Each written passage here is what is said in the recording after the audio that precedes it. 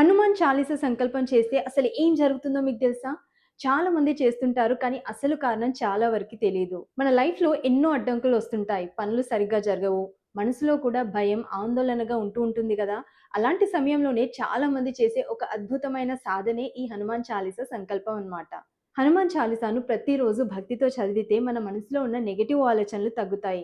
మనశ్శాంతి లభిస్తుంది. అలాగే మనసులో ధైర్యం, ఆత్మవిశ్వాసం అనేది పెరుగుతుంది. అందుకే ఈ సంకల్పాన్ని 11 రోజులు, 21 రోజులు, 41 రోజులు కూడా చేస్తూ ఉంటారు. రీసెంట్‌గా నేను కూడా ఈ సంకల్పాన్ని స్టార్ట్ చేశాను.